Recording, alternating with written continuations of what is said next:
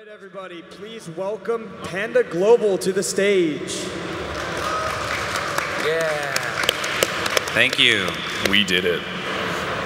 All right, so a little bit early in the day, right? We're at lunchtime now, but this is going to be the PG Stats panel featuring myself, PG Swar, PG Esam, PG Keith, and PG David. We're going to do a couple things here, but first off, we're going to just go through a brief history lesson as to what PG Stats is, what PG Stats does, and how it all happened. I think it's kind of necessary to get that context first before we delve into the nitty-gritty. So without further ado, we're just going to go ahead and get right into it. So, pretty funny story, but I'm going to try to condense this as quickly as I can. But Panda Global Stats, PG Stats started with just Zan from SoCal, Dom from Tri-State, and myself from New England. It all started with a DM to Bear, one of the lead TOs in the scene, obviously. You've probably heard of him. And I DM'd him asking, hey, we need to have something that's like a rankings outfit. And he said, I know who to talk to. Sent me to Alan, another co-founder from Panda Global. And we started talking. Next thing you know, Dom, Zan, and I, two weeks of Excels later, and we made the first Panda Global rankings. It dated from January 2015 until May 2016. Eventually, we expanded the team from just us three to a couple more people. We added Juddy, who's somebody that knows everything and anything about the international scene. He knows everything about the Japanese community, about the Dominican Republic community, about the Mexican community, any tournament that's not happening in North America. Eventually we added Poppy, who was one of the premier Smashboards writer, and he started writing content for us as well, doing a lot of the content writing for the Panda Global articles associated with the PGR. Then we added Mayday, who is an FGC analyst and knew a lot about the inner workings of the tournaments that were occurring in our scene and also what to look out for in terms of talent. Finally, we added Spike, one of our best graphic artists. He makes the cleanest stuff, and he makes all the top 8 renditions that you see that we post on our Twitter. Then finally, Giant, who was added to our team quite recently. He's the engineer that made it so that we can index all the crazy amount of data that we handle. And then we created the second Panda Global rankings through that. Eventually, we added Practical Tasks, who's this really incredible Melee community leader. He's known for his expertise on frame data and his just incredible acumen for all things related to statistics. And he was the one who basically gave us the formative measures to make the Panda Global version 3. Now it's sitting at 9 people, and we're really proud to have everybody involved in the way they are. And then, like I said, we're still growing, so just stay tuned. Eventually, with all that's going on, we need to make the Panda Global rankings, and so how we did that was by growing our team little by little anytime it came time to release the videos. We had D1 as the narrator on the last Panda Global rankings, which was really nice. We had Parrotin and Suinoko providing Japanese subtitling and translations, AC Menez and Duck Duck Pony making the music. It was just a blast, and there was up to like 20 people at once working on all of this. So, without getting too much more into that, we're gonna just look at like our brief evolution, because this is one of the first Panda Global ranking cards. This is for the PGRV1, that's Terror Bear from SoCal. As you can see, Keith here, and Keith, you wanna share some thoughts on this? Yeah. It's trash. So at first, when we made these cards, we tried to show, again, like the Panda Global rankings is this way to like really show the community and outsiders who's the best in our scene, who's like the most talented and the most skilled at our game. And that's Smash Brothers for the Wii U if you just came in. And so we tried to show the most relevant information. We tried to have the players shown on their best. And we've accomplished that bit by bit. This was now over like a year and a half ago. Kind of crude compared to now, but then we move on to the second season when our cards looked a little bit more like this. And so a little bit more minimalist. Keith and Fiasco had a lot of time spent designing how these look. We want to have all the relevant information without too much crowding the cards, but at the same time, that's a difficult task when you're trying to like teach people about players, but also keep it short. And so eventually, now we're sitting in season 3. That just happened a little bit ago, ending in July, and our cards look like this now.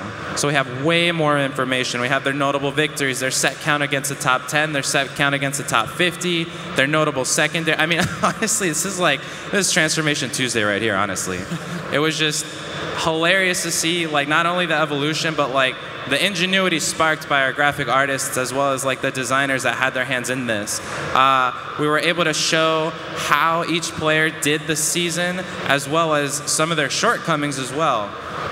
Not only do you see their placements, but like I said, you see their set counts, and then you also have that ever-present X factor, which, if you don't know, an X factor is the rating that people have when they're voted by a community panel compared to their objective score. And so MKLeo, for example, had an X factor of -1. People thought that he should have been third, but by the data, he ranks second. So just a brief history lesson before we get into the panel. A lot has changed in the past year and a half. I can go on for more, but I really want to have our panelists obviously speak now. So without further ado, getting right into it, the panel itself is me, Esam, Keith, and David. And we're going to go through a couple questions, switching off between each other, and then transitioning to the eventual Q&A. So if you have any questions that you're thinking about now, maybe you want to write them down, and we'll get to those at the end. So, everyone ready? Let's go. Yes, sir. All right. How has the PGR impacted you? Who wants to go first? I would say the PGR gave me a lot of headaches in the beginning. It gave you a lot of what? What? Gave you a lot of what? Headaches. Okay. A lot. A lot of headaches. A lot of sleepless nights, a lot of thinking. But over the course of the last year and a half, it's become something that's, I find, really integral to the community and really has helped Smash 4 elevate itself. Okay. Yeah, I mean, as like a team owner, right, has the PGR made it easier for you to like see certain gems in the scene, maybe people to keep your eye on? Yeah, I think from a team owner's perspective, just not from me, but a lot of the other teams looking to invest in the scene, it really helps people who aren't always out there identify players and targets.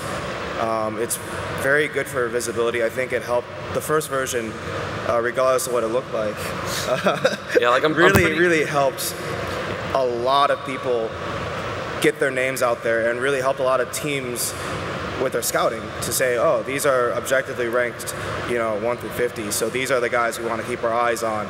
These are the people who, are going to be good for the next, however long they're going to be good for. So it's, I think it was very monumental and very important. Yeah, I remember back, because I was the one that uploaded the first Panda Global rankings. Thanks for that, by the way. You're welcome. But I remember, PG Stats in general for being one of the first people to do this, or the first to do this type of thing for Smash 4, got a lot of hate because this player should have been higher, this player should have been lower, I can't believe. And then, of course, since I was the guy that uploaded it, I got some of the, snarky comments as well. And then, 2 weeks after, 6 of the top 10 were assigned, and we're just looking like, huh? So what was all that you were saying? Oh, you guys are sponsored now? Cool. Thanks. You're welcome. So, good stuff. I mean, it's funny because I specifically remember, I came into the scene 2.5 years ago, and I started with the 3DS. That was like my first game. I didn't do Melee, I didn't do Brawl, I can't say the other one. I didn't do 64 either. But I remember when I'd watch streams, when I'd watch Apex 2015, Mr. R would be on stream, and then commentators would be like, arguable top 10 in the world, arguable top 20, but they would say that for multiple people. Eventually to the point where everybody's top 20 in the world, everybody's top 10 in the world, and there was no way to really pinpoint who was who over who, except besides for Zero. And that's because Zero was Zero doing Zero things. But for the most part, I think that me personally, having seen how it has evolved, how players now strive for it, where it's their goal on Twitter, they'll be like, I want to get a PGR win, I want to get a PGR, spot next season. That to me has been, kind of emotional, and also just really telling of how much people are now more goal-oriented, how much people are now thirsting for the top, and as someone who's designed it and all that, it's really rewarding to see those things, especially when you have someone that's also on your team, right, like Esam, going through and going up one season, going down another, but then coming up again once more. How is that for you? I mean, it feels pretty good. You know, the way I think about it, for me, it's less so about the ranking, but more so about the quality of my play. And the ranking is obviously going to reflect that. So, you know, at some point, you know, obviously my play wasn't, my play wasn't as good, and I noticed that, and then I saw the drop in rankings, and I'm like, yeah, that's fair. So, and then I started practicing more, I started getting better, I started getting more wins. Like, the big thing about it is, you know, if you go to an event, you know, top 8's always the goal if you're like one of the top 30, 40, 50 players, because you can do that, right? Especially in a game as crazy as Smash 4. But at the same time, if you don't get top 8, you know, you have other ways to be satisfied in how you did.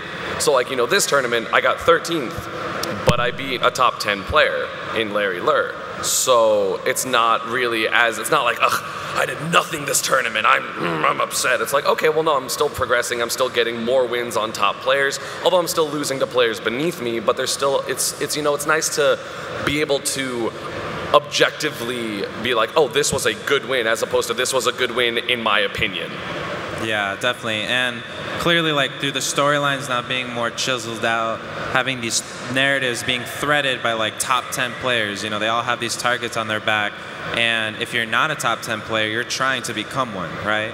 So that's pretty cool to see. Anything you wanted to add, Keith? So as like the principal designer for the PGR since the first one, I've definitely seen, it definitely served as like a benchmark for how I've personally improved as an artist. So my answer isn't as grandiose as like how it has affected me and the scene, but more just me personally. Let's go, Keith. Let's go, Keith. Let's go, Keith. All right, so next question. How has the scene changed since the formation of PG Stats from your perspective? We got a little bit into that, but what are some of the things that you've seen definitely like kind of go between night and day? Everyone has a team. Everyone. I mean, just in general, because like the esports boom is happening at the same time as like since Smash 4 has been out. So you see a lot of the teams dip their hands into FGC or Smash in particular. So you see a lot more players with sponsors or teams, and even if it's not necessarily like a tier 1, as we call it, like Cloud9 or TSM, because like there's no reason to have, for like from their perspective, there's not a lot of reason to have like 10 players on their team for Smash.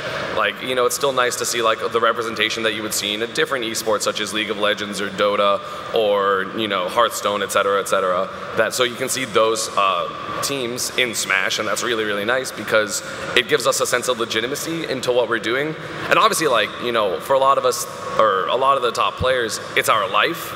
So regardless if we have a team or not, you know, it still would be our life, but obviously it facilitates a lot more travel, a lot more events, a lot more kind of everything's being able to do, like you're able to do what you want to do with this game now, and that's part because of the PGR, and everyone has teams now because, again, as we mentioned earlier, it's objective. Like, oh, he is one of the best players, pick him up. Okay, so without, you know, making this all about us, even though it is right now, David, do you echo those sentiments that Esam said? Like, do you feel that the teams are talking about it more? They're talking about like this person over that person because of the number in front of them and because of what this is kind of given them as like a catalog of top players? I think that's true. When people ask me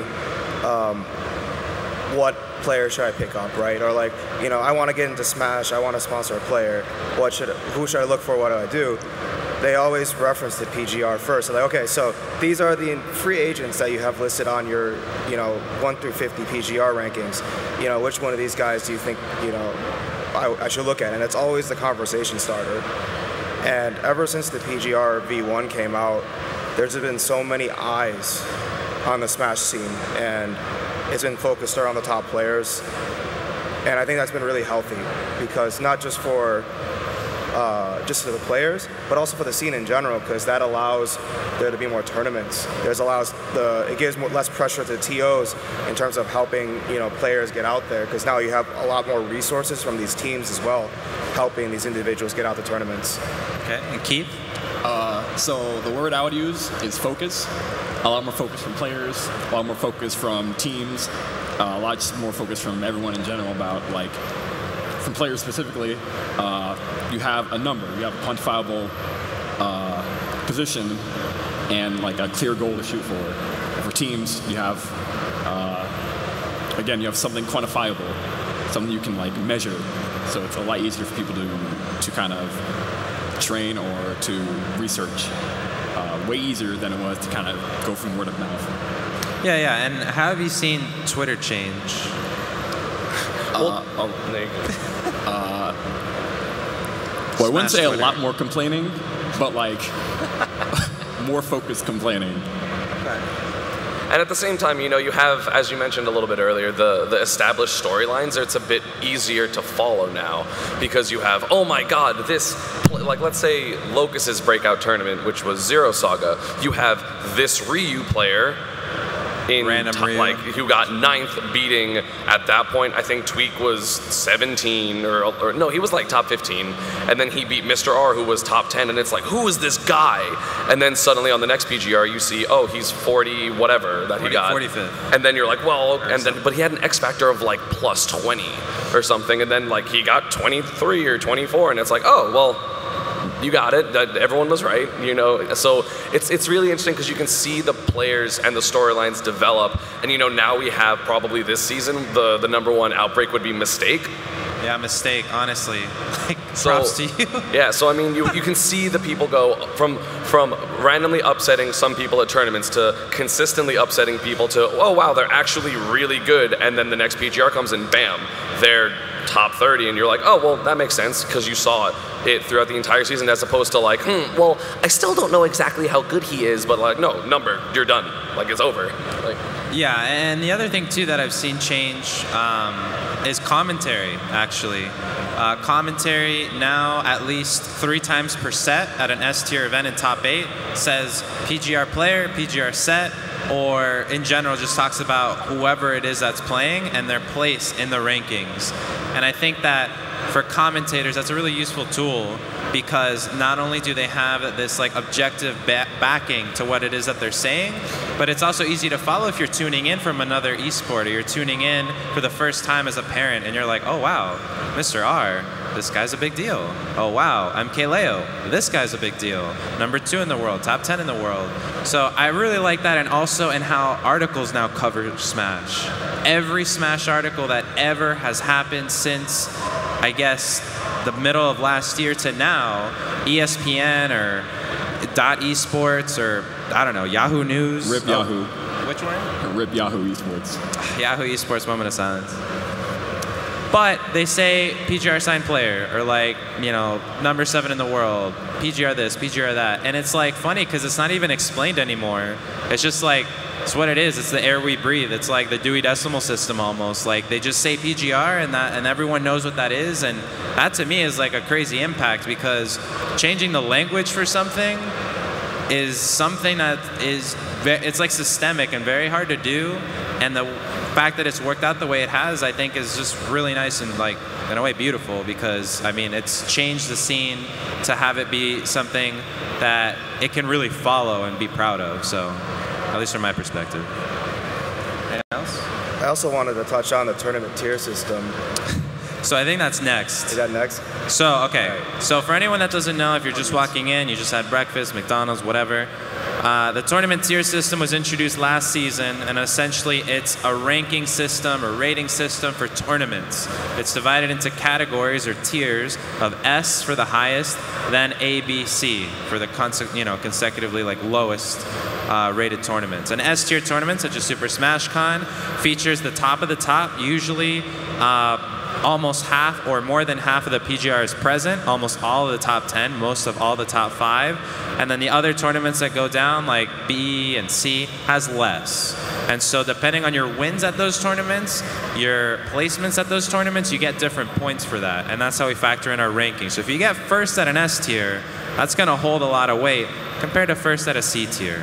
So transitioning into, with the introduction of the TTS in Season 2, what have you witnessed in terms of event marketing, attendance, and etc.? And try to not use the word tournament oversaturation. So tournament, no, just kidding. But you can use it, I'll say it. All right, so with the introduction of the TTS, I've seen the way tournaments are marketed change. So now, instead of saying, hey, retweet this, look at this, we have this tournament coming up, you have a marketing tool in the TTS saying, hey, it's a B tier, we need like 2 more people to sign up to make it an A tier, please sign up. That's a much bigger pull than saying, hey, we need 2 more to get to 50 people, or we need 2 more, PGR members to come so we can have, more points or something. So it's a much more organized way to convey eyes on an event, right? In terms of attendance, I think people have been going to a lot of them. Like, there's a lot more tournaments now. Yeah, so going into that really quick, like ESAM, right? Like, you have your calendar for the year, right? Yeah. You're planning your weddings, you're planning this, you're planning that. How do you now factor in your planning for, all the tournaments that are going on this summer? So, I mean, okay. Because I've been in the community for so long, I generally know what some of the biggest tournaments are. So you can assume at this point, events. EVO, CEO, SmashCon, Big House, Genesis. There's not really anything like early winter, spring that's like consistent anymore because Pound is less consistent. But so I know I'm going to those, and then pretty much every other month it's like, oh, well, what pops up? What's here? Like GTX wasn't a thing last year, but I'm going to there in September.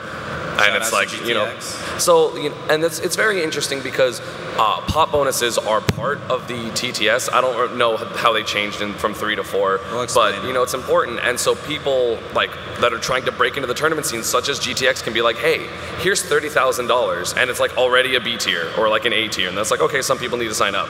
It's an S tier. Yeah, I mean like from just the pop bonus. Oh yeah. No, I meant like just the pop bonus. And so people go, well, first off, if there's a tournament with a $30,000 pop bonus, I'm going. Like, it doesn't matter. But because of that, and because a lot of the top players, obviously we do this for a living, we want to win money, although it is fun. But it's our job. And so we go there, and then because we're going there to try to make our living, suddenly it becomes an S tier, and suddenly it becomes even more prestigious, and it kind of just like feeds into itself. And it's a way to make tournaments, even with there being so many tournaments, there are still tournaments that are running with 5, 6, 7, 8, 900 people, like, consistently. That's crazy, because like 2 years ago, it was like, wow, this tournament had 700 people. That's crazy. And then like 2 years before that was like, wow, this tournament had 250 people. That's crazy. And so it's just a way to facilitate, top players, what we can go to make the most impact. I mean, obviously, sometimes if there's an S tier, I might go to like a B or C tier in a different region because I got to fill my pockets. That's true. But at the same time, I have to weigh those risks. So it's not just like, oh, it doesn't matter because there's one of the top players going in. Like, let's say, like Combo Breaker. It's like, oh, I'll beat Zanotto, and that'll be as relevant as, let's say, Fatality beating Zero at Momocon. Like, no. And it's really good because you can kind of objectify which ones to go to and then make your decisions based off of that, which is so much more pleasant than having to just kind of guess. And Keith, as someone who works behind the scenes a lot, do you gravitate towards certain tiers, or do you focus on certain tournaments because they're closer to you, or because of legacy, or any other reason?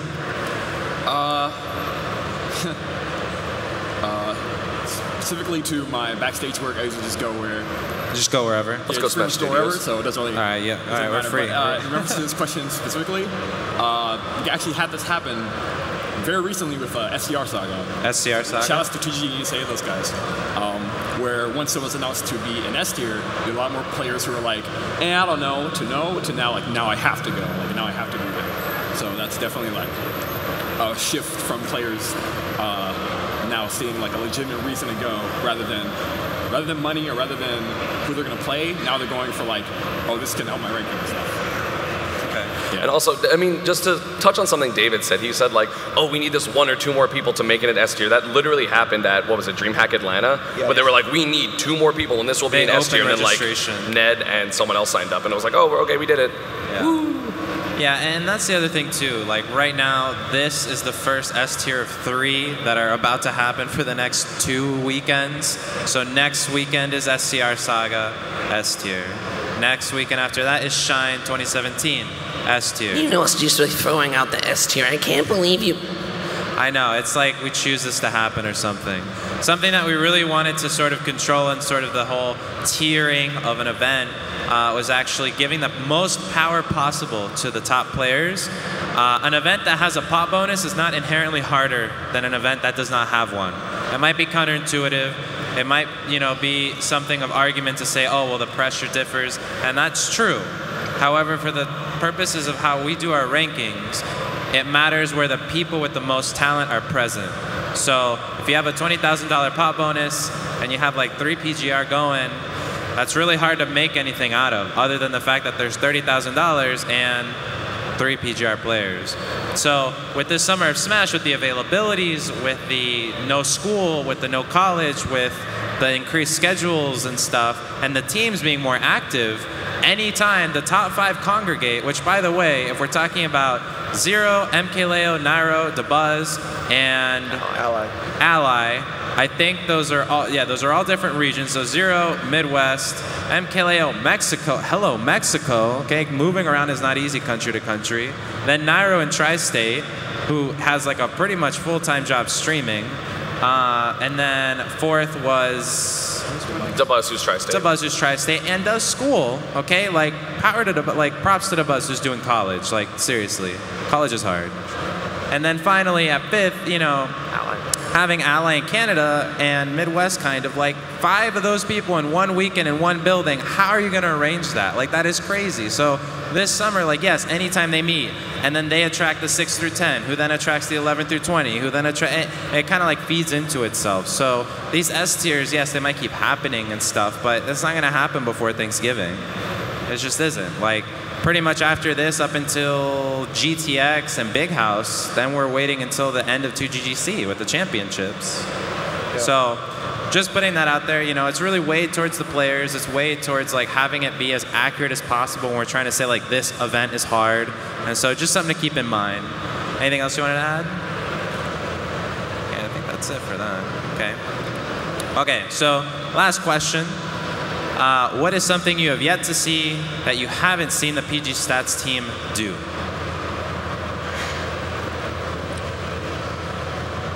I think we did the analyst desk at Frostbite, right? That was really cool. I would like to see more of that. I think it's really important. Okay. In terms of not only production, but in the scripting of a live show,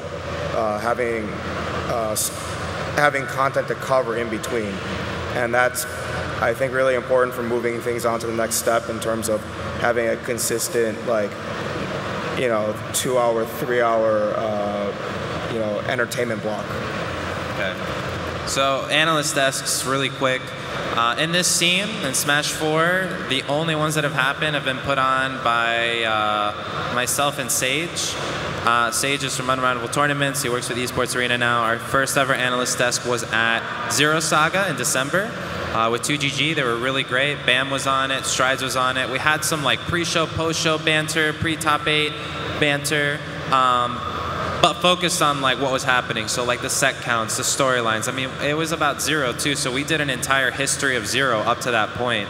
And it was really fulfilling, and the chat loved it. Twitch chat loving something, which is a big deal. But, you know, like, again, like, it comes into, like, limitations and stuff. And the second one we did was at Frostbite 2017. And again, like, it's hard, and, like, getting all the moving pieces together is something that isn't really something that the scene prioritizes at the moment. And it's understandable because it's the growing pains. So, yeah, an analyst desk would be fun. Again, there's a lot more content to be made too. It's not just the PG Stats team in its current form. As Swar alluded to earlier, it's always growing. It's consistently growing because there's a lot of different avenues we can that have yet to be explored. Personally, I would like to see more. I don't want to say consistent updates, but you know, you have your year-end rankings or whatever, but you have more like week to week, month to month as like all these big tournaments happen. And once that tournament schedule gets locked down at the beginning of the year, then it makes it a lot easier to say, oh, okay, then every month we're going to push out a perspective power ranking on who's moving up, who's moving down. And that kind of content, I think, really builds a story over the year and really helps people who may only watch an EVO or a CEO every year or an SSC every year really feel like they're still in the scene, right? So without having to actually view the tournament, they can still stay relevant within Smash and be able to support their favorite players. Okay. Would you, for example, Isam, would you want like a week-to-week live ranking update? That's week-to-week, hell no. That's so much effort for it. This game is too volatile for that. Like, 'cause, you know, 1 week Ally can get like literally what did Leo get? Evo 65th. So he got 65th at Evo. Did he go anywhere last week? Yeah, I mean, he won Smash Factor. The week before that was DreamHack, and he got like 17th, and he's in top 8 winners. Like week to week is way too volatile. I would agree with like month to month or like month and a half, something like that. So you have like quarterly, like because PGR comes out every 6 months, so it's like okay, comes out in January, and then like mid-February you have something, and then April, and then like mid-May, and then like the end of June, so like the July area, that's when the PGR comes out. So that would be a bit better. It would establish the storylines throughout, so people don't go like, you know, if they're not paying attention that much to Smash, they don't go, whoa, who's this guy that randomly wasn't on and now is now 27? Like, what happened? If they're not like actively paying attention to the scene, it makes it a lot easier for people to follow. Because I mean, week to week, again, that's a lot, especially because tournaments from different regions, you know, you never like. There's so much data to compile there, but in a month and a half, you can definitely write. I mean, you don't even have to do a video, right? You can just do an article of like, these are the updates. This person's doing well. This person, you know, who was doing really well isn't, and you know, you can weigh stuff and then write about it and whatever. Like, that would definitely be better for storylines. And yeah, I mean, that's honestly probably the only thing that I would like. Yeah, I would agree with that. Not trying to be biased or anything here, but a week to week would be a little strange, because if we did week to week, like in terms of optics, it's kind of you would just feed into Twitter. Yeah, like week to week would be a little weird right now because Ally wouldn't be top 10 or top 20 or top 30 like right now. And I don't think anybody would believe you if you went up to them and were like, Ally's not top 10 or not top 20 or even top 30.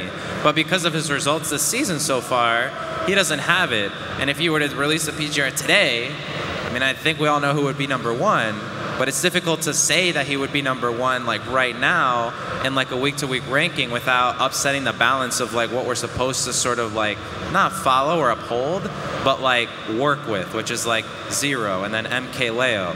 They're not seeded as first, second, third every tournament, but when we're talking like that's who they are for 6 months, and that's the weight they carry, good or bad. So like week to week would be a little disruptive for that, right? Yeah, of course. Like I didn't mean like a full rankings list. I meant like content around it, right? So these are this week's like biggest movers. Let's say, you know, here at SSC, you know, it's like this is the top 8 here. They're gonna get a bunch of points. They're gonna be moving around. Or like these are the players to watch for the year. Or like these are predictors for like, you know, Mistake having a breakout year. Like we think he's gonna have a really good year this year based on the results, and so look out for this guy. Or you know, someone's struggling, can they turn it around and really utilize it as a way to focus it back on the players and say, hey, you want to follow this guy because things are happening around him. And that's more what I meant. Like there need more content. Yeah. And like with quicker updates, I think. I think bi-monthly would probably be best in terms of like any kind of power ranking. Like twice a month, bi-monthly, or like every 2 months. Every 2 months. Every 2 months, saying like, hey, here's how things might shift. Like not, you know, absolute, but of the top 50, like no, like who's moving up and moving down. Not like any nominal, but like of the 50 list. Let's say, you know, number 5 is moving up or moving down. Right, something like that. Maybe focusing on the top 10 or 15 only. Yeah, like maybe. very like small, like not like a full list. We don't need to do like 1 through 50 every single 2 months. That's a lot of work, and honestly, I think there's not enough data collected in 3 months. Yeah, and then you can also have, I guess, if that's the case, if you do like the weekly or bi-weekly articles of like, oh, this is kind of what's happening right now, but just like general trends of like Mistake's doing really well, Ally's not, and then for a little bit like Leo's not, things like that. Then you definitely have like people can go and then see the once every 2 month things and be like, oh yeah, I read about that. So it's just constantly getting eyes on our game, I guess, and that is always better because more eyes equals more Twitch numbers equals more people potentially showing up to events equals more everything for everyone. It's self-perpetuating and it snowballs. But really quick, before we get into Q&A, do any of you want to see a top 100? No. That's too much. Why not? So in Smash 4, like even getting to like the 35 through 50 area, they're so close. Like I remember, because I was looking at the numbers, because I had access to the information, so I could do like my reaction videos very early. Because shout outs to being a part of the team. I would see the numbers, and everyone's like 0.1, 0.2 apart. And then like when you get to the higher echelons, it's like, oh, you're 2 points apart, 3 points apart, 1.7. You know, I think me and Renai were like the closest of the top 20 because we were like 0.1 apart. But like that was the case for like everyone in 35 through 50. It was like, yeah, they're pretty much tied. It was just they had one more win or one less bad loss. And to go to 100, that would literally just be like, yeah, this person is not, this person's 87. Like it would be almost random. Yeah, I mean, it wouldn't be random in a sense Almost. Because, you know, at the database, we're able to like actually do up to like top whatever we want. Almost. But a really easy analogy as to why we don't do top 100 is if you were to see top players as mountain peaks, right? The highest of the highest would be the most defined in the scene. You'd have Zero and MK Leo and all that. They are the highest because of the results they have, the wins they have. I mean, I think Zero was like 70 to 25 to the entire PGR last season. It was like ridiculous. I think it was more than that. I think it was like 70 and like 12. Yeah, and then MK Leo was the second person who was like 40 to like 11 or 12, and then after that it was like more even and lower numbers to the point where like the bottom 50 would be like, you know, like 3-7 against the entire PGR. But the problem is that like all those defined mountain peaks, right? When you get to the bottom, everybody is so close together, everybody's so compressed, and you have these tiny little peaks that there's almost no veritable way to accurately differentiate between 60th and 73rd. Like, if the point of the PGR is to be as accurate as possible, we try to honor that. And for those reasons, like, yes, there's all these great players. Yes, there's all these great things happening in every region. But like, how do you make sense of someone who goes to one tournament, like let's say they get 7th at a DreamHack, right? And they don't compete for the rest of the season, and they have a win on Anti, and they have a win on Nairo. And that's it, and that's all they do, a 7th and 2 PGR. Like, what do you do with that? Eventually, someone who gets like 13 at 2 S-tier events and maybe like 3rd at an A-tier easily overcomes that, and it becomes this thing where like, with no sanctioned league, with no consistent rules across the entire world, or a centralizing event framework, there's just too much. Like, there's just too much to like really differentiate or like be accurate about it. So just wanted to share that. Yeah, I think like if you look at, let's say college sports, right, the AP poll, they only do 1 through 25. Think about how many powerhouse teams there are like in the United States for colleges. There's literally like, I think 300 plus, and all of them could be a top 25 team. So, you know, I think a lot of it is looking at the logistics of it and also on the prestige of it, because you want the focus to be on the top players, I think, not only for storylines, but for teams, for, you know, the entire scene. It's really healthy to kind of shine a spotlight and really concentrate that spotlight, because the more fizzled out it gets, the harder it is for people to understand. And I think top 50 is already a lot, you know? Yeah, well, we in the database saw all the active competing unique player IDs. There were about 5,000, meaning between all the tournaments that happened last season, the C-tier regionals to like S-tier Genesis type things, there were 5,000 unique IDs. If the PGR is the top 50, the PGR is the top 1% of our scene, which is kind of nice to sort of see that, and that it is that way. It's not the top 80% of our scene. You know, our scene isn't like 200 people big or something. Like, there's a lot of people that compete, and there's constant threats and upsets. I mean, yesterday, SmashCon was a bloodbath, honestly. Just the Civil War, part 2. And Civil War. You know, but for the most part, we try to honor that with Area 51 last season. You know, these people are great. We recognize them, but at the same time, you know, they didn't make it, and there were plenty of people that didn't make it around them. So, after that, we're actually going to go into Q&A. So if you have thought of any questions, you can probably, I think, stand in the middle right there, and then we'll take your questions accordingly. So Q&A mic, do we got that, Justin? Whoop. Well, Justin. Test. Yes, we do. All right, thank you. Q&A mic, where is it? Q&A mic is right there. So if you have a question, if you want to stand right there in the middle, make a line. If there's no line, then awkward, but try your best. He's taking it. But right here, we got our first question. What's your name? What's your question? Hey, my name is A-Rock. Can you guys hear me? Yeah. Yep. Okay. So first and foremost, just listening to this, realizing it's kind of crazy how powerful you guys are, because you guys kind of control like you guys kind of control like the destiny of a lot of players that want to go pro, right? So have you guys considered splitting the PGR into seasons? So like summer, winter, fall, things like that. And I think something like that would get the scene not only more exposure, but allow other players that are really good to come to prominence for like organizations or sponsors to see. I can take that. Okay.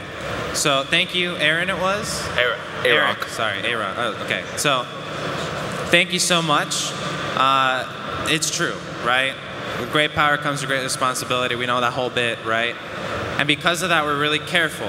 We're very cautious and we're practical when we try to make these decisions, because if we wanted to, we could say, from month to month X, these are the PGR sanctioned events, and months Y to Z are not. And all of a sudden we've created an off season.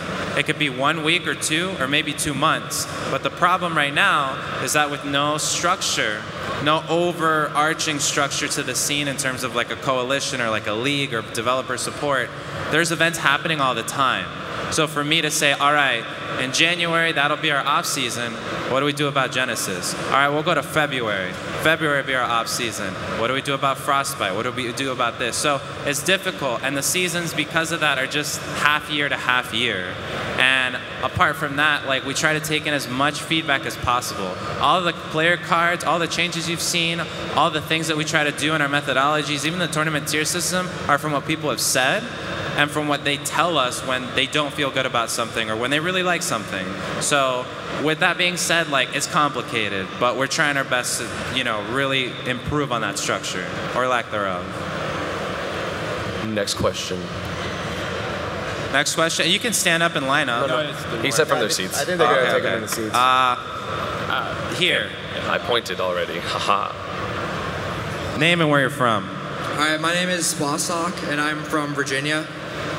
My question is, how does the past PGR ranking system factor into like the new season? So like Zero's been ranked #1 pretty much since the game came out, but like this season you see Salem getting first at Evo and first at DreamHack. So how would you compare those players?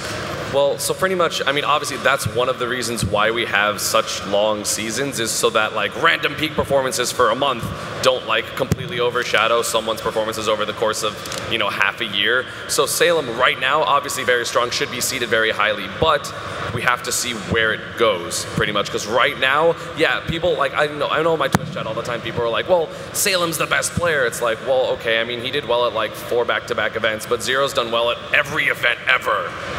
Yeah, and the thing is that the PGR it measures like a 6-month accomplishment time period. So it's whatever it is in those 6 months, and we don't factor in, because of the complications in math and just because of the overall complexities involved from like weighting. We're looking into next season how we want to do that, but historically the PGR is from what month to what month did you do, and that's it. So it's tough right now for Zero, because last month or last season doesn't count, but we're looking into ways of improving the math and making it as accurate as possible. But I mean, for all intents and purposes right now, like, yeah, Salem's #1. Like, it's a clean slate after the season starts, but obviously, you know, someone having their 1 rank, you know, obviously if you have a good rank, your brackets are easier because you're playing the lowest possible people. Like, you know, the 1 seed has to play the 8 seed in quarters, which is the easiest quarters match because, you know, based on seeding. So generally they will have easier brackets, you know, in terms of just the seeding. Because, you know, like for me, example, like if I'm 14 seed, in my winners round of 32, I have to play the 19 seed, which is like way more competitive than, let's say, Zero playing the 32 seed. So, you know, you kind of earn your spot and you earn kind of your position in the bracket, which then allows you to do really well. But also the fact that, you know, a win on Zero means so much more than a win on literally any other player. Yep. So, like, you know, your wins on your higher, as I mentioned before, like a top 10 win is really important. Like, you know, I would much rather beat Larry Lur than, who was 50 this season? Foe. Foe, okay, yeah. So, like, a win on Larry Lur is significantly more impactful than a win on Foe, just because, oh, he's higher ranked, so it's worth more points. and because they pretty much influence how highly a tournament is ranked in the tier system, which then makes the tournament wins even more valuable because again, a win at a bigger event is more important than a win at a smaller event, and a win on a better player is more important than a win on a lesser player. So it's a lot of math that goes into it, as he mentioned, but that's pretty much just a look into it. Yeah. All right. Thank you for your question. Another one? Kirby hat. Name and where you're from. My name is Nathan, and I'm from New York. So with Melee getting a coalition with the Big Five tournament organizers deciding on a rule set and on contested issues such as the box and the Smash box, have Smash 4 ever thought of that? And if they are you guys involved in that at all?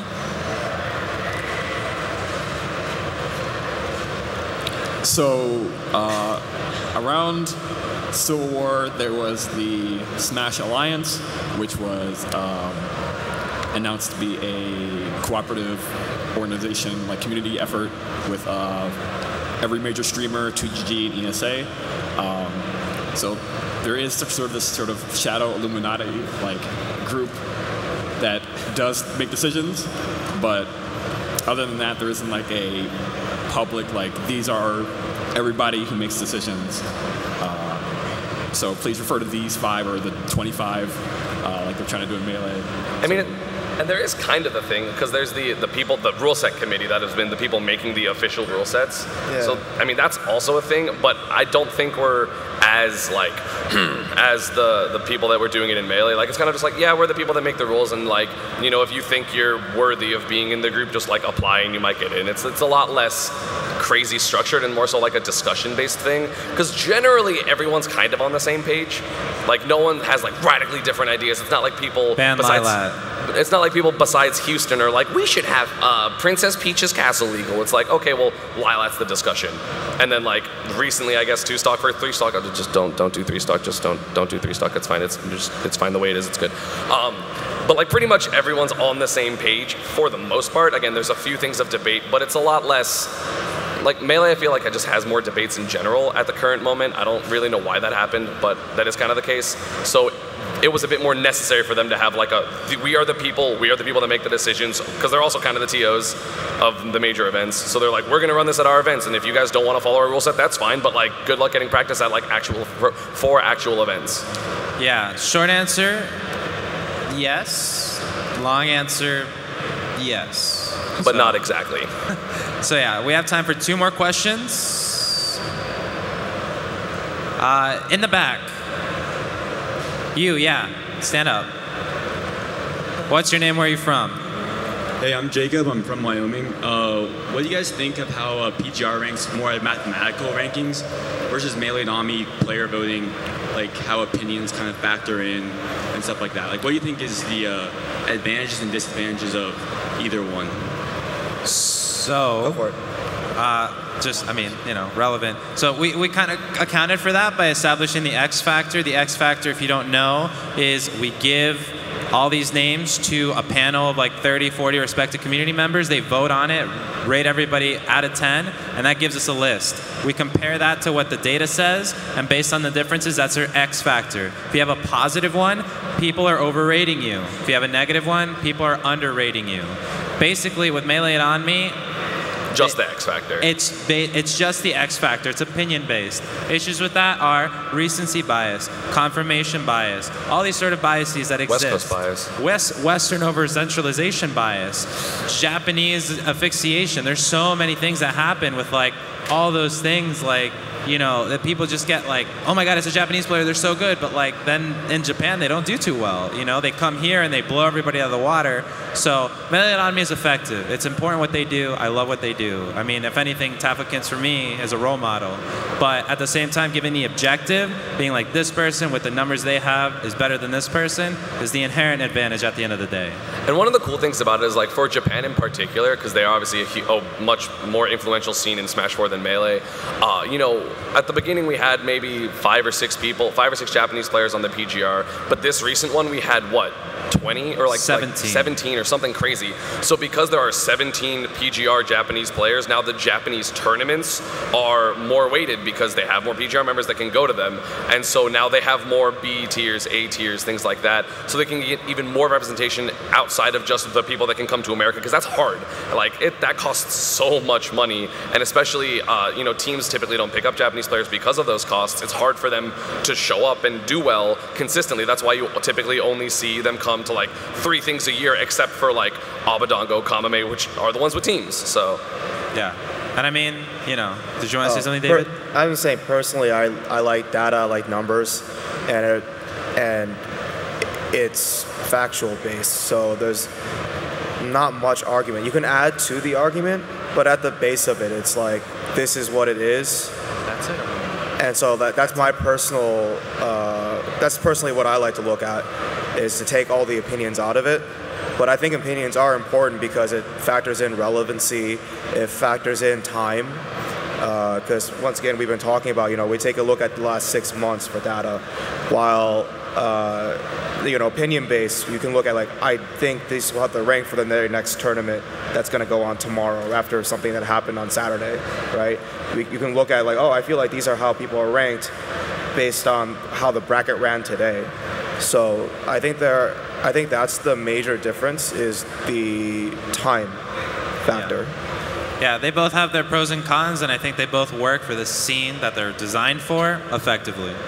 So thank you for your questions. We actually are out of time. I wanted to thank our panelists of E, Sam, Keith, and David. They were wonderful. Everyone that participated in the Q&A, we really appreciate your thoughts. We do this for you. We're here for you, and because of you, everything that happens the way it does. But really quick, we just wanted to give a quick shout out, give someone the platform for a bit. We have Jared from Gamers Outreach, who's actually running a donation drive today. It's going to be in the Twitch stream. It's going to be during the event. He's going to tell us a little bit about his cause, his mission, and what he's doing and how he's doing it. So Jared, welcome to the stage.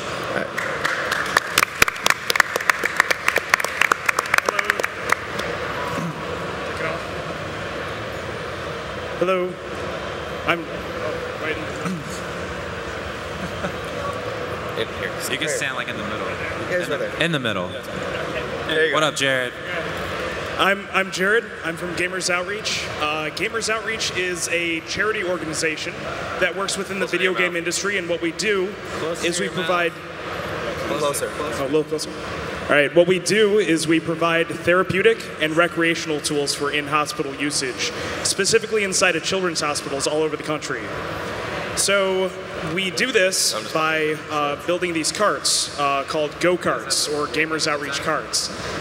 They are a portable gaming kiosk with a game console on board, lift mechanism allowing it to raise up to different bed heights, a monitor, wired controllers and games, all inside of medical-grade plastics, which enables it to be easily deployable and easily cleanable by hospital staff, as well as doctors and nurses who may not have specific knowledge about video game consoles in general. It's able to be one plug into the wall, which makes it very easy for them to give access to those kids that might be stuck in isolation due to a contagious illness or an autoimmune disorder. So it makes it super easy on them to make it available for kids like that. And currently, we are in over 30 different hospitals all over the country. We support over 100,000 children a year. And by the end of this year, we actually should be in close to around about 200 different hospitals around the country. So, yeah.